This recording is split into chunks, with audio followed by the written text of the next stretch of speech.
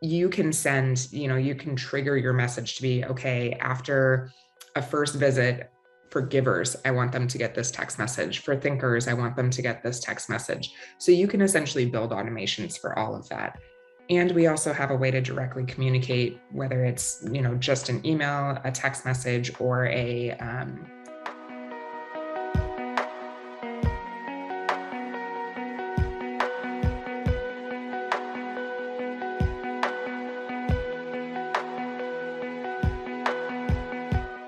Hey everyone, welcome back to another episode of Female Empowered. Today we have another female founder episode. I'm super, super excited we got this on the calendar actually so quickly. So that was great. I know. So I have Laura Munkholm. Did I say that right? You did a good job. Yeah. So close enough. Okay. I was telling Laura before the show, I have like this horrible, I like butcher people's names all the time. So I have to say them in my head over and over and over again. So, but anyways, we have Laura here who her and I have kind of been in the industry our paths have crossed professionally, but we've never actually spoken to each other. So this is really, really great. I feel like it's like universes colliding together, which has been fabulous. Yes. So Laura is here. I'm really, really excited to chat with you about, so many things. I don't even know where to start with all of this, but Laura is one of the founders of Walla, which is I would you say it's relatively new on the market? Yeah, we really launched late fall, early winter this year. Okay, yeah, so definitely new, which is a software scheduling, kind of like an entire platform for boutique fitnesses. And she's been in the industry for a long time. She's a former yoga studio manager. And so she really understands both sides, I think, of the industry and both sides of the business, and trying to make fitness and wellness more accessible, diverse, and equitable. And I'm really, really excited to have you on the podcast. And I have so many questions, and I'm sure all of our listeners will. So why don't you go ahead, because you do have a long history. So if you would feel comfortable sharing your story with us and let everyone kind of know who you are and where you've come from. Absolutely. It's funny. I do have a long history, and now I'm like, wait, I used to say 10 years. Now I'm like, it's 15 actually. Time is flying. So I have been in the boutique fitness industry since 2007, really. So quite a while, and started out as a yoga teacher on the side of my sales career. I kind of stumbled into yoga after playing college volleyball. I had shoulder injuries and actually did Pilates first. Pilates I started in high school, and kind of stumbled into yoga and fell in love with it. Started teaching as kind of just a fun thing to do on the side. And then eventually the studio owners that I worked for would be like, wait a second, why do we always sell more memberships when you're here? And how do you get people to come back to your classes? And why does this work so easily? You're so much easier to work with. So I just took it upon myself to really start diving into the inner workings of studios and how they sold memberships, if they did sell memberships, how the software worked, how they kept track of their clients. And over, a 3 or 4 year period, just really got to become an expert in studio software. In that time period, I guess I left my sales career after about 8 or 9 years and went into running a large yoga studio, which was one of the first Yoga 6 locations. I helped Yoga 6 with designing their sales processes, setting up, the operational systems for some of their first studios. And, as running a studio and just kind of being in the day-to-day, I was floored by how much work it was. And frankly, just frustrated by the technology that was available, because I'd come out of corporate America where I had incredible systems that were constantly being updated and constantly being, refreshed with what's happening in the wonderful world of technology. And so after I had my second baby, I left the studio and started doing just individual consulting for other studios. And in that time, really became an expert in mind body and a couple of other systems. and teaching studio owners how to leverage the data in their platforms to make decisions in their businesses. So it was, rather than just kind of seeing these spreadsheets and numbers and graphs and being paralyzed by them, figuring out how to make informed decisions. And also how to sell, because I love sales and just have a passion for educating people on the idea of sales being a conversation and a consultation, not a pressure situation, especially in, fitness and wellness, where it's such a personal service. And yeah, after about, I don't know, 7-8 years of doing that and speaking around the industry and working with hundreds of studios, ultimately, my business partner and he approached me multiple times about doing this, about starting a platform. And I said no the first couple times, mostly because I was terrified. And also because I was like, I don't know how to run a software company. This is like, are you sure you want me for this? He was like, no, I got that part. I've built and sold a couple software companies before. I need your industry expertise and your understanding of the product that's needed in this world right now in order to make something that studios will really grasp onto. So that was the evolution of, I guess, the conversation. And now it took us about a year and a half to build the product and get through beta. And we launched Walla officially really December of 2021. So we're early, but it's like really early. You're like a newborn. We are. This is my I have 2 kids and now this is my 3rd baby. This is your baby. Yeah, this is your baby. So that's a super exciting story. And funny thing, I played volleyball too. So we're like sisters from a different mister, like all that. Yes, exactly. Love it. I love it. Every time I see something. I'm shorter than, I'm 5'8", but the reason my volleyball career ended was because I was a middle hitter. And when I got to college, they were like, yeah, sweetie, you're very cute, but no. And they didn't have liberos. I mean, I don't know how old you are, but they didn't have liberos when I was playing in college. Okay. So it wasn't a position. So that would have been my position had got it. Yeah.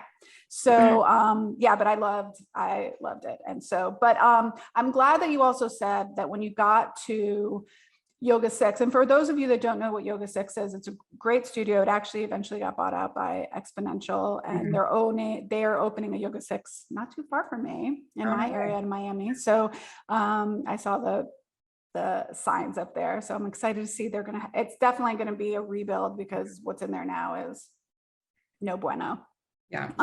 But that you really saw from the back end, like how much work actually goes into running a studio, like the management on the back end. And I don't think a lot of people realize that. And I also don't think a lot of business owners, when they go into business, realize how much back end management is required to keep a studio profitable too. Right, exactly. And I think, there's running a business where you have employees, and then there's running a business where you have a lot of part-time employees. And that is just a whole nother game. So even if you have a business background and understand the financials, which a lot of studios don't go into it having that level of expertise, but even if you do have the business acumen, the actual people side of it, when you're juggling like humans that are ships in the night all the time, is just, it's exhausting and it's confusing and it's hard. So I think it's, props to all of you. I bow down to those of you who are doing it day in and day out all the time. Well, and then when you have software that's actually supposed to make your life easier, is making your life more challenging, is like a whole other thing. So, well, let's talk a little bit about your transition then.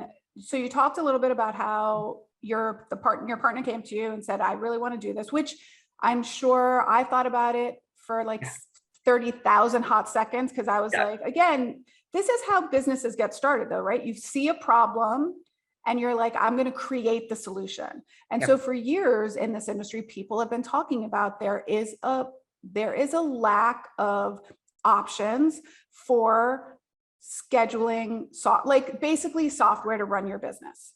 Okay. Right. And it's like almost everything else. There's like some that have like, oh, this is good, but this doesn't work for my business. And like, this is good, but this doesn't work for my business. And then most of us are not tech people. So it's not like something we can like, oh yeah, it's just easy, we'll work around that, right? So how, and I know that then you said that what they really wanted was your knowledge and expertise of the industry. So like, what is it that people are looking for? So how did that how did you guys combine forces in that? And what eventually made you say, yes, I'll go all in? Because I'm curious of that, because if someone came to me now, I'd be the same as you. Like, I'd be like, I know it's needed, but I'm like, I'm scared to death to jump into this like pool.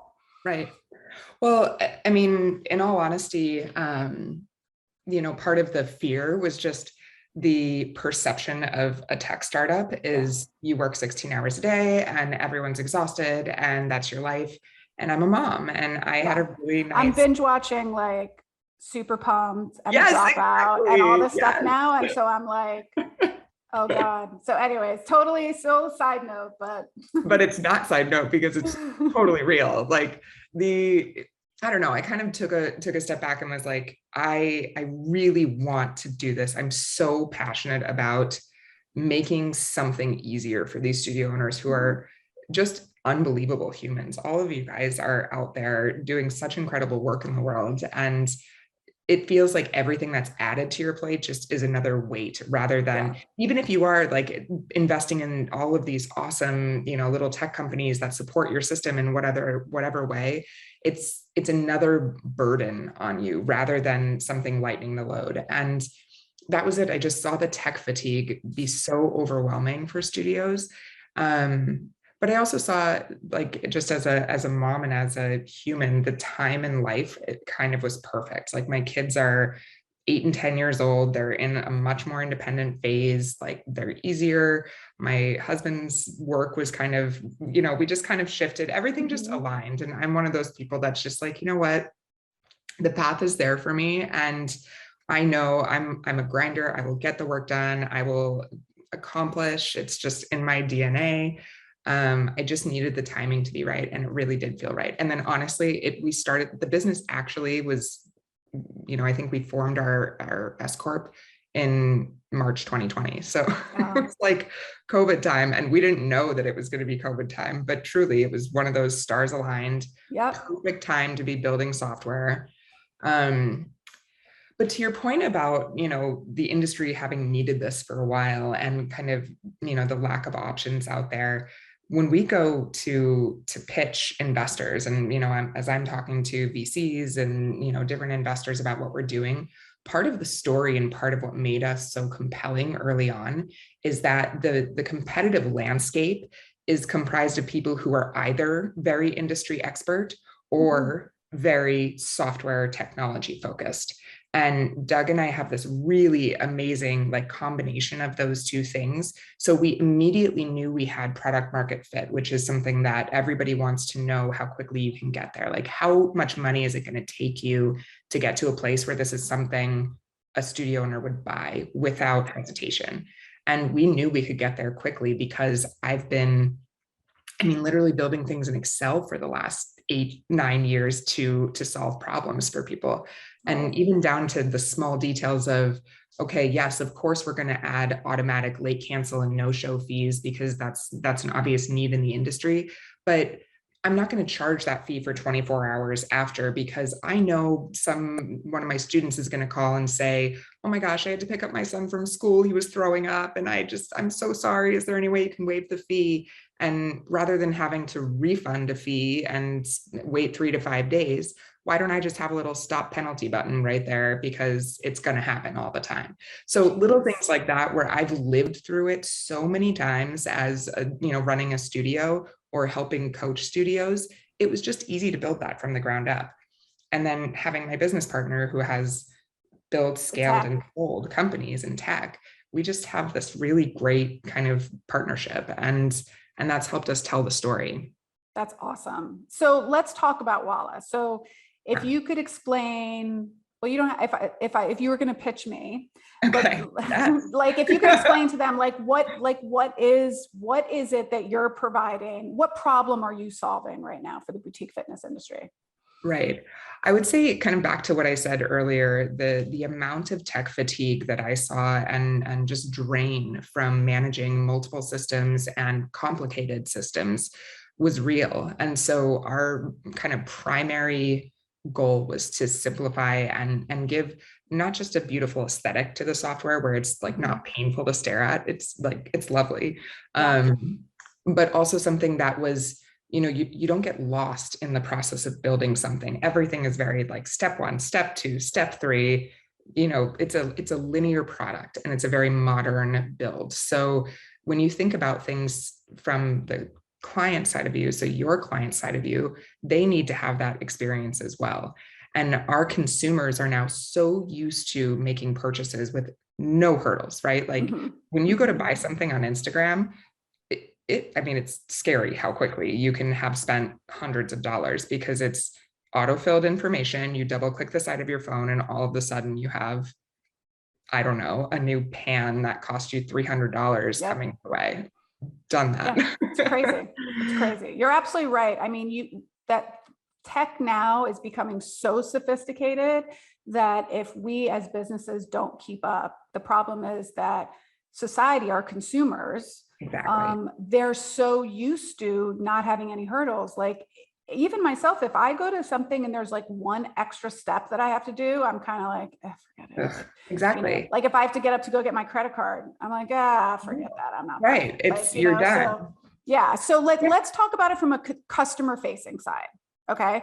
So customer facing, what does Walla provide from like a customer facing perspective? If someone, if I'm a client and I want to schedule at someone's studio, if I want to go schedule at Pilates in the Grove, how is me as a client, how is that easy for me using your software? Right. So a couple things are really easy because we have our widgets built into your website that are completely branded as you. So it is, and once somebody establishes an account, then our app again is completely branded as you once they're inside. So our goal from the get-go was to make sure the studio had the relationship first with the client. You guys are the hero, your brand shines. They don't really need to know about Walla. They just need to know that there's a Walla account in the background and that's it. So there's no kind of jumping through hoops and trying to figure out who they're buying from. They're buying from the Grove, Pilates in the Grove. Yeah. So basically, if they're on my website, they're not technically leaving the website into another location to correct. Yeah, they stay on your website the whole time. And we use autofill and forms so they can do that from their phone or computer. And we have Google and Apple Pay. So they can, again, make that purchase very, very quickly. And everything is mobile responsive. So we built our product, almost every page of it mobile first. So the widget experience is great. And in fact, I can say this, but I actually we track it. So we know that when someone, a new or existing client, clicks book on your website to book a class, 65% of them complete the purchase process, which is off the charts. Like when I've seen industry data, typically the high side was in the 30s. So we watch that meticulously, and we've made small adjustments along the way wherever we saw churn on people's websites when people were dropping off. We saw, okay, can we decrease the amount of information needed there? Can we, change the shape, the layout, where it lands on the phone? So we have a lot of attention to making sure that your clients convert. Yeah. And I'm curious, is that data that the business owners can grab too, like from click to like book a session on they go to there, can the businesses see like they clicked on book where they got lost or stuck? Is that? You can see some of that on your website, but we actually purchase software in the background that watches our widgets. So that's something, there's an amazing product. I like plugged to this product. It's called Full Story that we use in the background. And it's amazing. It gives us so much insight on what's happening, but you should, I don't actually know what level of detail you can see on your website, but you'd be able to see, where seconds on page and conversions. Great. Yeah. Have you guys done the data? I'm just curious. Have you run reports on how many people actually use Google or Apple Pay to pay versus like a stored credit card? I don't have that off the top of my head right now. I don't know. It just came to me when you were like, oh, and we have Google and Apple Pay, because I've never actually seen that with with softwares before. And so I was like, I wonder if I'm sure that there's somewhere data that says, for sure. 35% of people will just pay with Apple Pay. And that's something like for studios to know, like, hey, maybe listen, this is what the majority of your clients want, and the only reason I really honestly like know so much about Apple Pay is because for months, I thought that my kids were like being so self-sufficient and going to buy their smoothies and stuff with their own money. Because they're like, no, I got it, Mom. And my husband's like, yeah, they pay on Apple Pay, which is our credit card.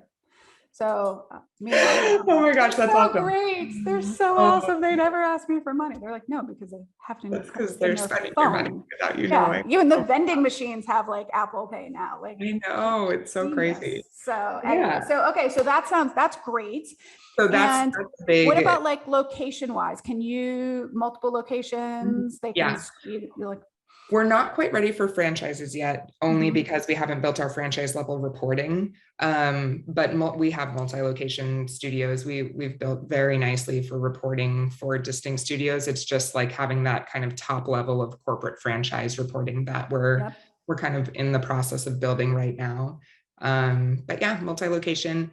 And actually, one of the things I was going to mention just in your thought process about the modern consumer and how expectations have changed so much.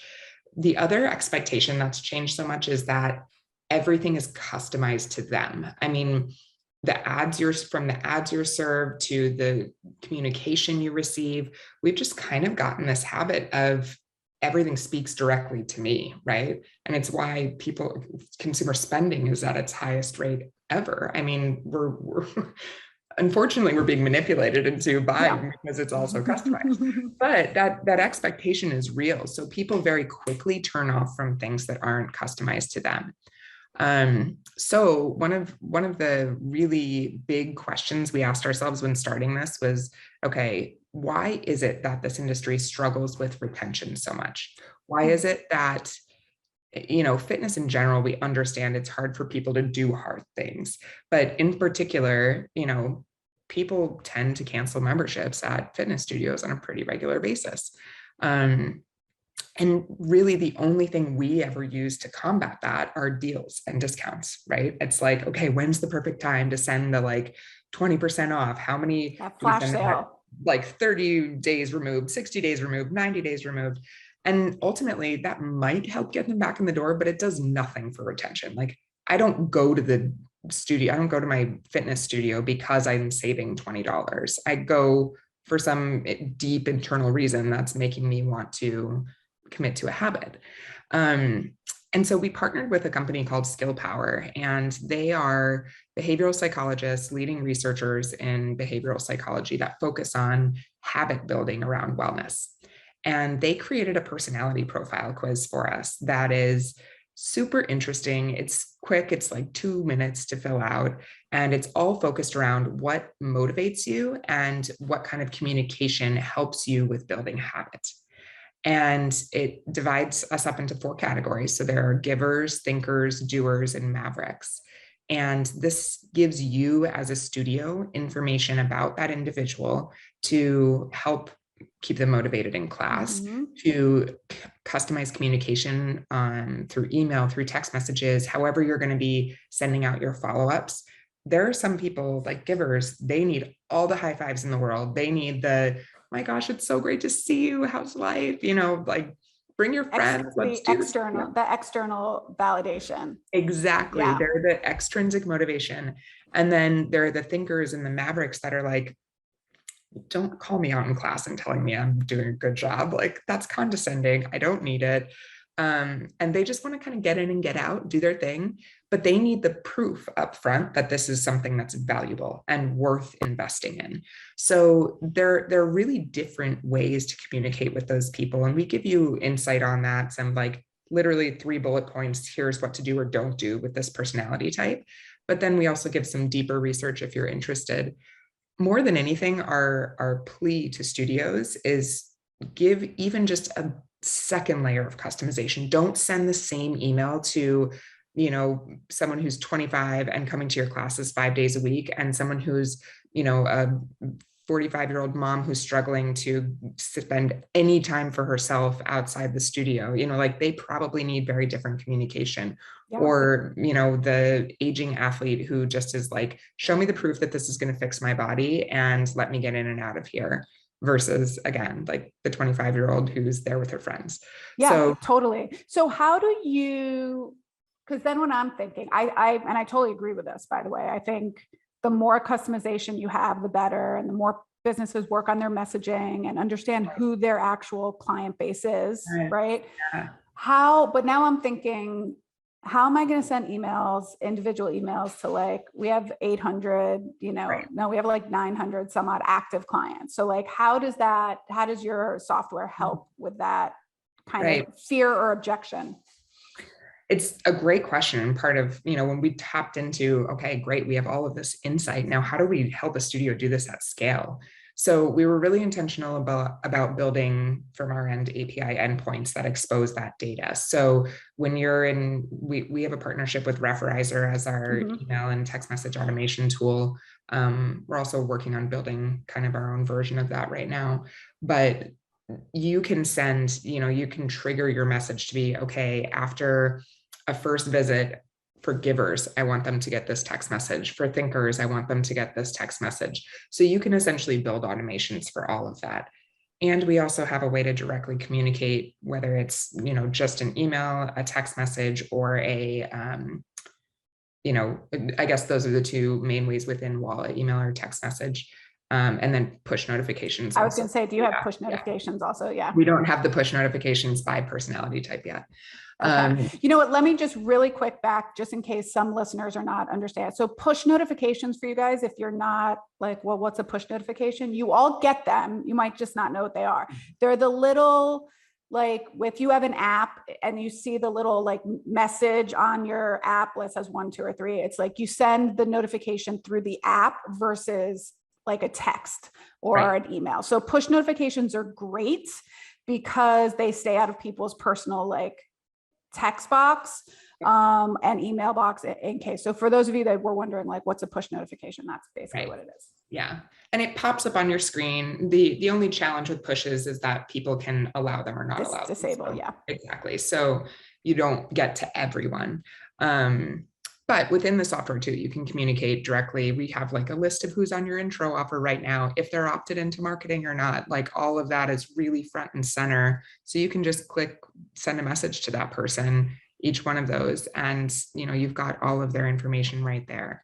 So, there are a lot of little things that that make Walla an easy product to use, but there are some big things that really can help you kind of leapfrog the challenges you've had with retention and churn, and just step into a different type of relationship with your client that has a level of customization that I frankly have not seen in this industry before.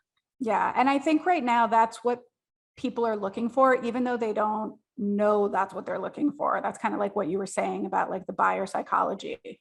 And so it's like people can be like, oh, I don't really know, I don't want to do it. And they don't realize that it's because they had to take one extra step. They're just, and it's not lazy, that people have just gotten accustomed to having instant, like just instantaneous ability to do things. And so we have to move with that, right? And I think people have also gotten very used to just like this generic kind of messaging, and they want more customization. And if anything, I think it's what sets us as like sometimes small boutique fitness studios apart from your big box gym, right? Like when you come to us, you're more than just a number. We're going to customize for you. And we're going to say like, hey, Jane, we know Jane is XYZ. Hey, we're starting a new class. We thought this would be perfect for you. Would you like to be like one of the first people on the wait list to get in when we open this class? And that's something that big box gyms don't do. Exactly. And I think coming out of COVID, we have, as boutique fitness businesses, we have a really unique position because gyms can feel, obviously you can go do your own thing. You don't have to be with anybody. You have to be pretty self-motivated to step into a gym and have the workout that you are planning, right? Like to execute that. When you step into a boutique fitness business, you are very clearly not alone. You are walking into a class or a one-on-one session, and you have a level of accountability, and you are just surrounded by support from every angle. And I think that is one of, I don't know, it's one of our selling points. It's one of our big, it's going to differentiate boutique fitness coming out of COVID, because so many people have felt isolated, unmotivated, frustrated, overwhelmed, like all of the things that we really can make an impact on. So it's, again, like one of the reasons I just could not say no to doing this and keep going and stay motivated is that. Because you know that you're helping an entire industry, and an industry, by the way, that is predominantly female as far as business ownership goes. And, you know, I recommend to businesses, like, lean into that. Like, you should lean into, you know, we might not have like all of the equipment that a big box gym does, but what you will get here is customization. And what you will get here is that, you know, individuation where, like, I'm really speaking to you as a person, and I know who you are. And you know, we know our front desk, you know, our client concierge teams, like, they know who you are, they know your name and things like that. And I think businesses should lean into that and, you know, support other businesses that put that at the forefront too. Yeah. And as women, I think there's a level too of empathy that comes along with client relationships that, you know, again, it's something for us to lean into and not shy away from. Like, we should stand out in that way. Yeah, for sure. So that's a little bit from the customer facing side. So from the business facing side, okay. You know, some of like the problems I feel like we've had in this industry, or sometimes the reporting is not phenomenal, right? You're, like you were saying, your API integration. So for those of you there, so API integration is basically like, what does your software talk to? Like, what does it connect with, basically? So sometimes that integration's not been great. And so people are like, well, how do I get my numbers into QuickBooks? Or like, do I have like pay, like all of this extra stuff, right? So what kind of features have you developed with Walla that help the business owner run their business a little more smoothly? Right. Well, first of all, reporting was a big focus for us. It was because I had been spending the last like 10 years of my life manipulating everything in Excel. Exactly. Like exporting data to Excel and then manipulating it there. I know. Me too. I feel you. Yep. And I really wanted to give data that was not just like easy to look at and easy to understand, but in context. So things like an intro offer conversions report that shows like, okay, here are the 50 intro offers you sold. Here, like X% have converted to this, X% have converted to this, X% have not converted. And what's the monthly recurring revenue gain that you've gotten from that? And who are the people that got lost? So you can click on that and immediately see the tiles of every individual who has expired without another purchase. So things like that, where reporting to me wasn't just financial reporting or, you know, things that are, I guess, facing the past. I also wanted things that can help you with direct action right now and in the future. So the reporting is very functional that way. I would say it looks very different. I mean, obviously we have our revenue reports that show you how much money is coming in, and but like our membership reports are really nice because you can see what percentage, how many members you have on auto pay or in whatever you call a membership, how many of them are new, how many of them were existing, how many are paused, and how many canceled in the last month. So there's like, you can really understand that number rather than just seeing like a line on a graph that shows your decline or increase of membership. Which is, I think it's really important, because I think what sometimes happens too, especially to busy businesses, meaning like their utilization rate is really high. Sometimes what happens is they don't see how big their churn is because their utilization is always so high. So if you can actually look at a report, and so their revenue looks stable, but if you're seeing that like, my revenue stable, that's because I got 10 new clients, but I lost 10 new clients. And if every month you're losing 10 clients or members, you have to say to yourself at some point, like, what is causing me to lose this membership?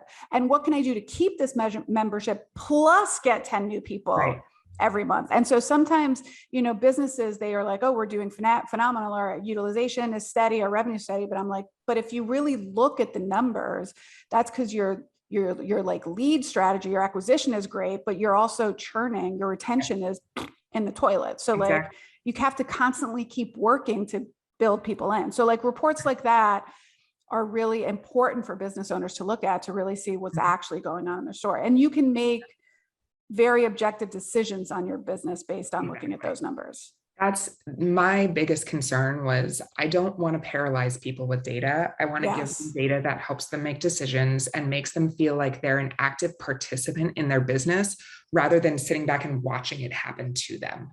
And that to me is something over the years in this industry, I've seen so many people say like, I'm watching this happen and I don't know what to do about it. Yeah. So it's, to me, this helps give them a role that they feel confident in, because and take back some power. Yeah. Exactly. Which is great, which is so great. So let me ask you a few things that are my general questions when I dig in. Let's go. Research software, which I think I've spoken to like every single software company out there. Okay, now I just lost my first question. I'm going to save the most common question for the last one, because that's going to be the longest answer. Okay. Are you class-based and appointment-based, or one or the other? So we are class-based right now. We're launching appointments in June. So we definitely, what's called MVP in software, minimum viable product. Yep. We knew that we could get out there to the businesses that were just running classes and, get this in their hands and have a really solid base of clients. And then the next level, that we go after are the people who have a combination of appointments and classes. We're never going to be like spa salon software. We're definitely built for boutique fitness. Yep. Okay. So now if classes, that's perfect, because that'll gear us towards class-based. So what is your wait list process like? I would say, let's just put it like that. Yeah. So in our settings, which you can do different settings for different locations, like if you have a busier location than and a not busy location. Oh, that's great. So you can actually set them separate. It doesn't have to be like a universal control.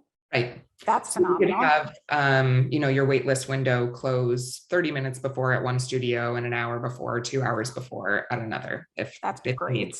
Yeah. So once that waitlist window, once the class is open for booking, once it gets booked up, people get added to the waitlist. They get a text or an email notification based on their preferences that they've been added to the waitlist. And they can see what number they are in the waitlist too. So if they go into their, you've been added to the waitlist, you're number 3.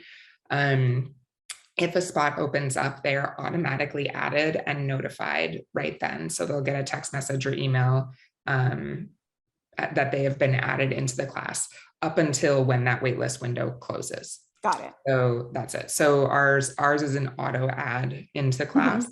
Yep. And then we have really nice direct communications inside the roster. So you can message your clients right there, the group of people that are in the class. You can say, I want to message everybody who's booked and checked in, everybody who's on the wait list. So you can go in at 30 minutes before, click, I want to message everybody that's on the wait list and say, so sorry, the wait list is closed. At this point, please sign up for class next week and send a link to the schedule. So that's great. It's really nice and easy to communicate with the group of people in that really quickly.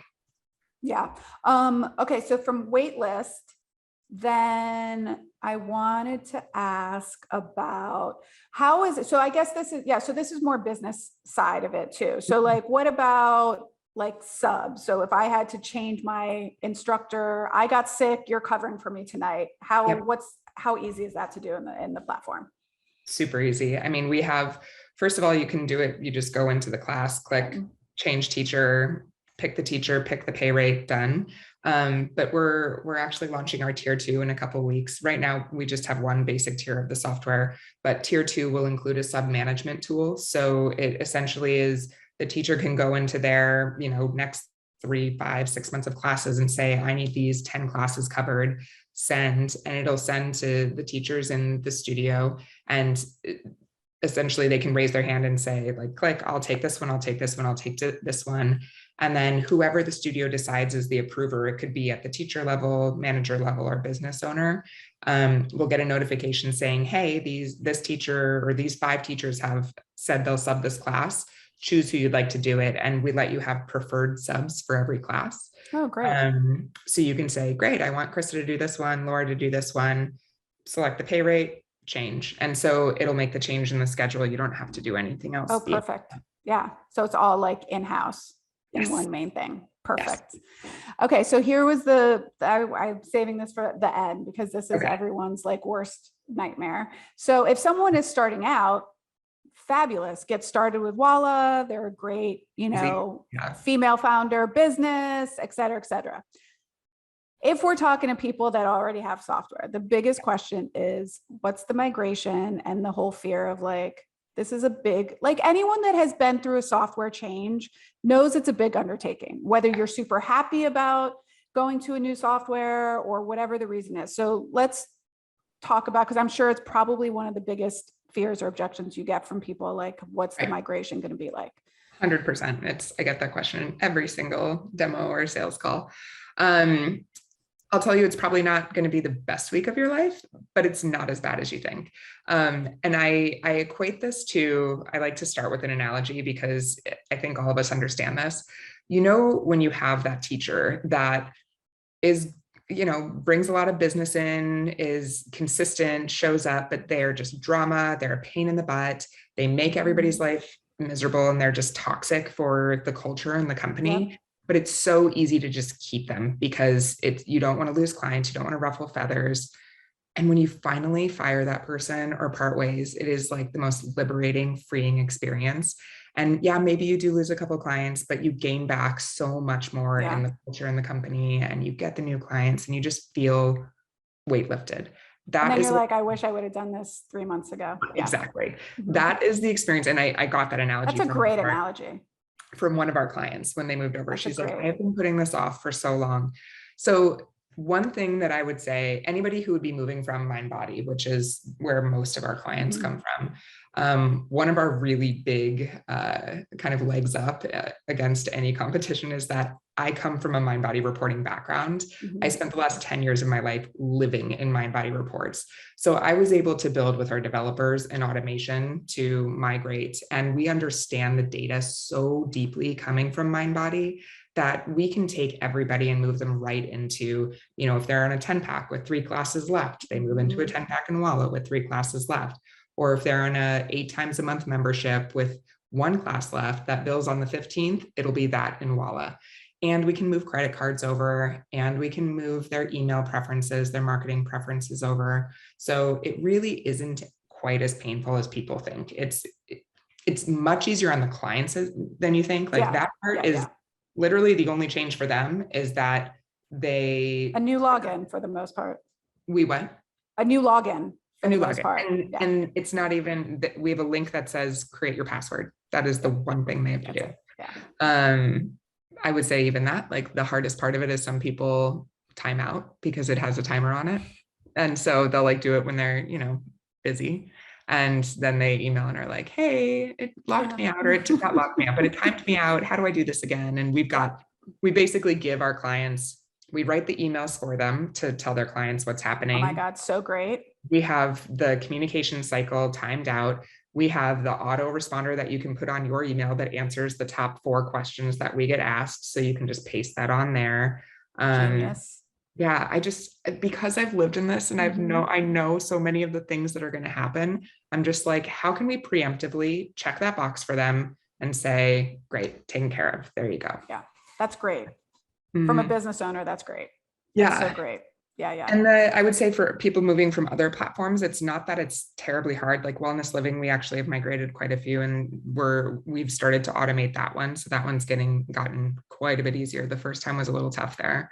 But we've migrated people from Vogaro, from Fit Degree. So we've got lots of different, platforms we're moving people off of.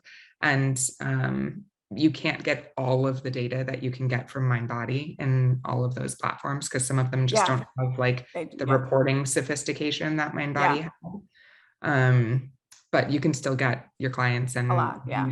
I mean, some of the data, I always found some of the data was superfluous. I was like, I don't need this data. It was one of the things that I used to like get irritated about MindBody. They'd be like, oh, now you have XYZ and your bill is this. I'm like, but I don't want that. I don't want that. I don't need that. Yeah. Right. And so that used to get me a little bit irritated. But so if a lot of people are coming, and I know it's really got a stronghold on the industry from Mindbody, how are you kind of different from Mindbody? I know we were talking a little pre-show about really being like B2B, like you're really like us as studios are your clients. And so can you speak a little bit to like, why was that so important to you? Yeah, absolutely. I mean, I just remember and having worked as a consultant with so many studios, how frustrating it would be when I felt like the studio didn't have the relationship with the client they were serving. And we're in a service industry that is very personal and vulnerable. And there are so many things that you need to know as the business servicing this client. And if that client belongs technically to someone else and you can't communicate with them easily, it's doing that person a disservice. So when we kind of looked at the business model for Walla, we were very clear from the get-go, we are going to be a business to business software company. We do not ever need to own your consumers, and we don't want to. Like, let us be the wing woman in the background, like making you look amazing. For those of you not watching the video, I'm like, I don't even know what this dance is. White girl dance, like trying to be really bad. Don't watch the video. Anyways, I think that's great. Yeah. I mean, as business owners, they're our clients. Like, you know, it's like we want to maintain that relationship with them, and we want to curate messages to them, and we don't want it to be even more confusing for them to be getting other messages from like other platforms. So I think that's phenomenal. Yeah, thank you. Me too. Sensational. I think that's great. I would love to ask you a few questions about being a female founder in tech. Okay. So it's very rare. Okay. And also having, like I said, been binge watching like WeWorks, Netflix series or Apple series, and like Dropout and Uber, super pumped. You do not seem like Travis at all. I'll just say that. You seem like very mellow, but I can imagine, I mean, and I have colleagues that have VCs, have venture capital in their business, in their boutique fitness businesses. What's that been like for you, being like a female with a male co-founder? And, you know, I'm assuming you're raised capital for this venture, and like, you know, what is that like pitching, you know? Yeah. If you can speak to that, how that felt. Yeah, I absolutely can. It's an interesting time that you asked, because I actually just got back from one of the VC firms that led our pre-seed round, has an annual conference, essentially for all of the people that invest in their fund. Then their portfolio companies come and pitch to them, and like basically it's a dog and pony show to say like, please keep giving them money. We're doing a really good job, and we'd love to still have your support. And it was 140 people at the conference, and there were 2 of us who are women. Wow. So in some ways I'm like, hell yeah, I love it. I'll take the spotlight. I know I'm going to stand out. That's great. But in other ways, it's crazy intimidating to be speaking. I mean, I'm used to speaking to a crowd of mostly women at industry conferences. Yeah. And this is like a giant room of primarily older white men, and like very, very, you know, blank faces when I'm talking about Pilates and yoga. You know? I can imagine. Yeah. So did you say that you're one of 2 women there, as businesses or as people that invest in the firm? All of the people that invested were men. There were I was about to say, I was going to ask you, like, how many of the investors were actually women? None. There were a couple that had their wives there with them, but it was all men. I think I think it's less than 2% of venture money, like investor money, goes to female-owned businesses. Yeah, it's less than 2%. It actually went up quite a bit in 2020 and then went down again in 2021 for female only founders. Okay. Actually, female male have been doing much better. And I will say, like, it has been to my benefit 1,000% that I've to have a man in the room, a man in the room with you, because you both pitch together like as partners. Yes. Interestingly enough, at this conference and in all of our pitches, it's both of us, and we've got like our thing, like we bounce back and forth, and we're really good at kind of, you know, the parts of it. I'm sales, onboarding, you know, everything client facing. He's everything internal. Yep. So at the industry event that we spoke at, everybody was just one speaker. And in fact, our VC said, just pick one of you guys to speak. And Doug was like, no, I really think we need both of us. Like, that's part of our story. And afterwards they were like, that was the right move. So anyway, it's interesting to have the combination of the two of us. I can imagine. How many women have you pitched to? Like 5 out of, I don't know, 70. But actually the firm that we went with has a woman in our most recent raise, has a woman. And that was a big part of the reason I loved her. And I just felt like I had somebody on my team. Yeah. I mean, it is really, really interesting. I mean, I hope that in our lifetimes, that does continue to, the numbers change. Because I really believe like if you invest in a woman, female founded company, right? That money doesn't just go back into the company, it goes back into their family, making them financially solvent. It changes a trajectory of like any type of, familial relations that like she has, and like what about her kids and her, her partners or whatever it is, or nieces and nephews, and then within the community itself. And like it really can transform, I think, so it just the business at large, right? And what happens. Correct. Correct. Yes. I mean, and creating. I was going to say, our kids will never know a world that a woman can't start a company and be successful. Like, I didn't know that as a kid, I just didn't know that it existed. So I feel like we're just a couple generations removed from that being real. But I do think there's a fundamental, just like soapbox for a moment, a fundamental expectation that as women and moms, we like, if we want to be a parent to our child and be present, we cannot live and work the same way men have in the past, right? Like where we show up and kiss our kids goodnight and that's it, like that's not the parent most of us want to be. And so the expectation of, 16, 18-hour work days where it is just grind is not realistic. And it's part of the reason that so many women drop out of the race at an earlier time. And so I think there's something to be said for women stepping into the role of leadership and saying, no, it's okay to have a family and work and be able to be excellent at both.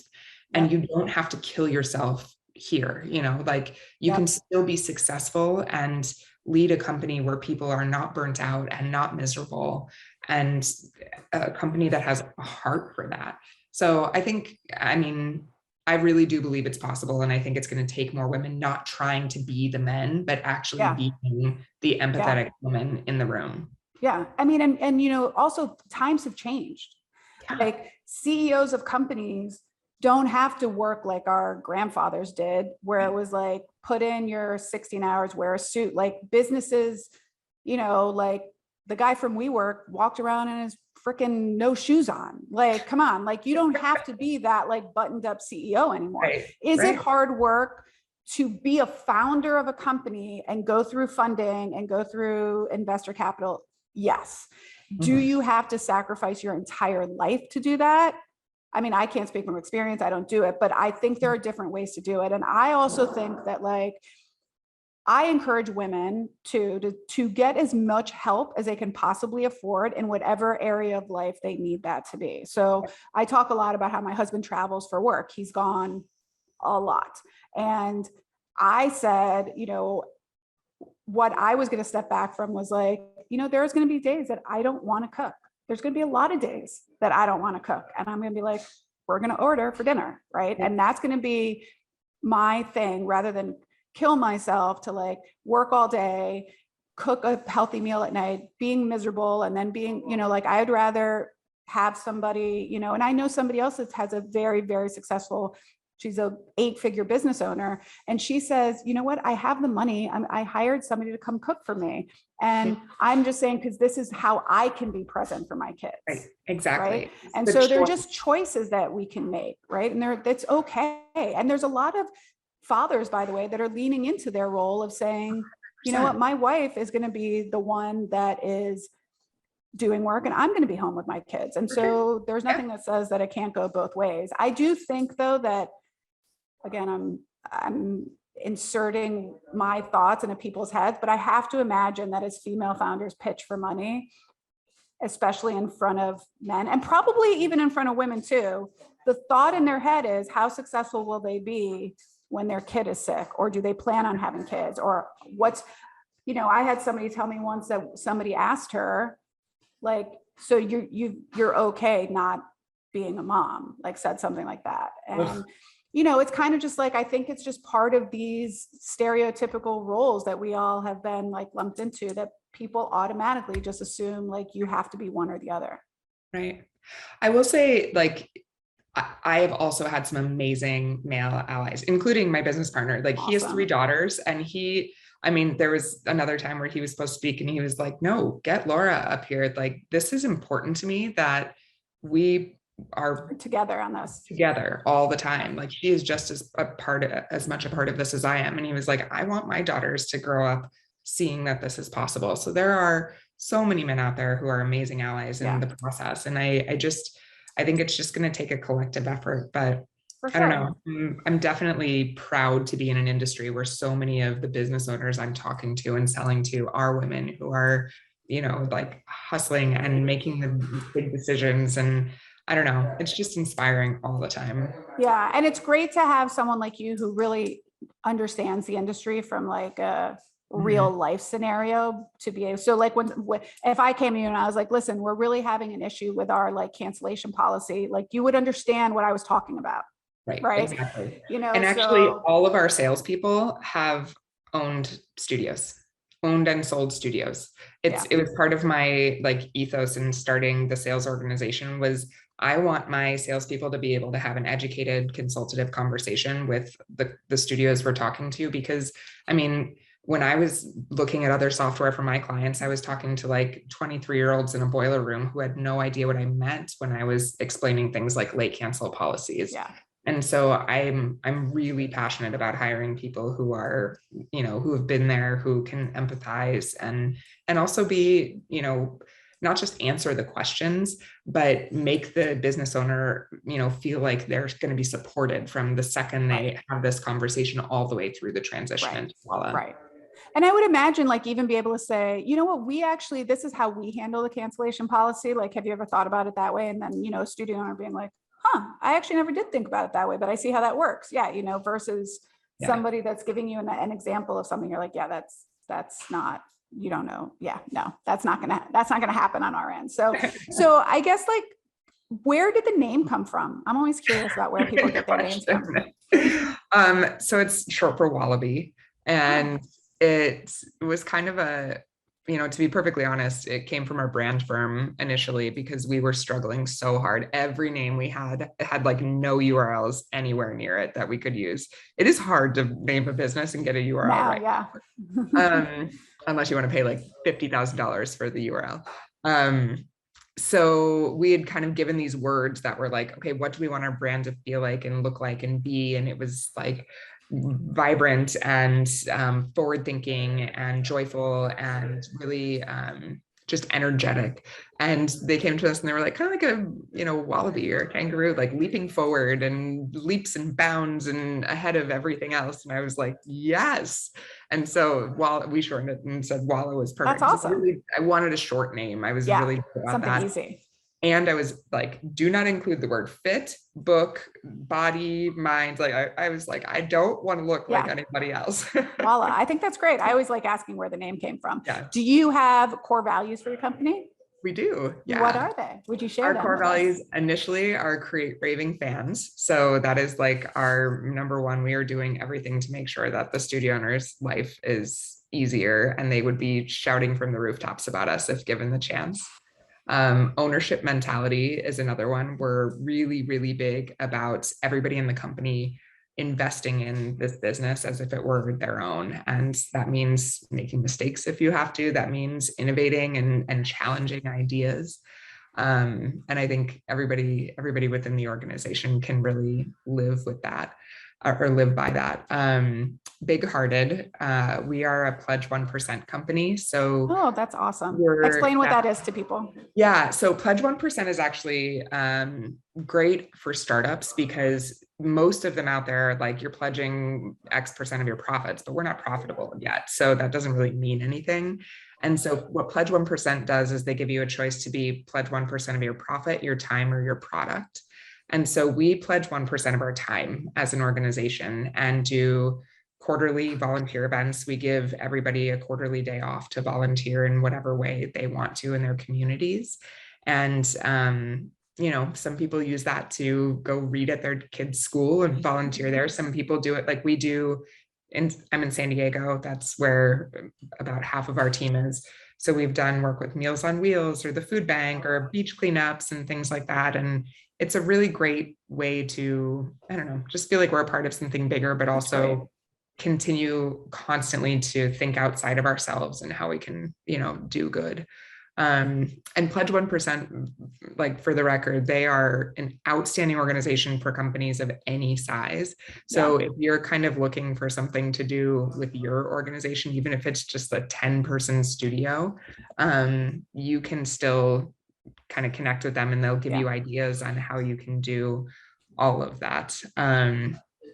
Anyway, so, and then the last one is change the game. So I like that when we started designing the software, one of the things that we really saw was all of the competitors out there tried to just make a little bit better MindBody. And we were like, okay, there are so many great companies and so many other industries that we can look to. We can, think about this from total scratch. If you were going to do promo codes, why do you need them? So we constantly challenge ourselves to stop thinking of things just as what's happening in the industry and instead look at like, what could we do if we could do anything? Mm-hmm. And that's, it's constantly, honestly, it's the hardest for me because I've been in this industry for so long. And so I'm like, well, this is just the way it's done. And my partner will be like, well, why? Mm-hmm. Why? Like, he'll just poke me. So anyway, those are it's good to have one. One of ours is dedication to growth. And that's like part of ours. Like we have to be looking forward because at some point, you have to change or you have to adapt. Or die, right? What do they say? Adapt or die. So, so that's super exciting. I could talk to you for another hour about everything.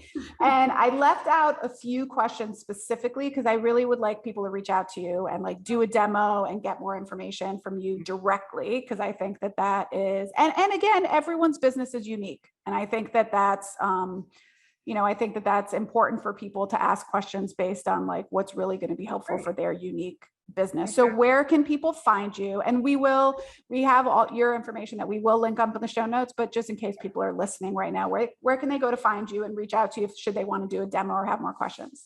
Awesome. Our website is hellowalla.com. Again, URLs, not easy to find, but hellowalla.com. And my email, I'm happy for anybody to reach out to me. It's Laura, Laura @hellowalla.com. And we're happy to do a special for everybody listening. We're going to be doing 50% off our software for the first 4 months. So if you're listening and if you're going to be clicking in through the links that we offer you guys or offer through Krista, you'll be able to use that. That's awesome. So mentioned that you heard it on the Female Empowered podcast or drop my name, Krista Gurka. It's super generous of you. Thank you, Laura. That's really great. I know that it's a big, software is it's probably one of the higher, fixed costs some of us have in our business. It's definitely something that we rely on in our business. And I think it's a big, because so many small business owners and boutique fitness owners are not super tech savvy, it's something that we kind of are just looking for to make our life easier without 70,000 workarounds because So, I hope that people reach out to you and schedule again. If you guys are interested, be sure to mention that you heard this on the Female Empowered podcast. And I'm sorry, I'm not going to see you at Boutique Fitness, but maybe our paths will cross in real life. We're on opposite sides of the country, but San Diego is one of my favorite places. Earth.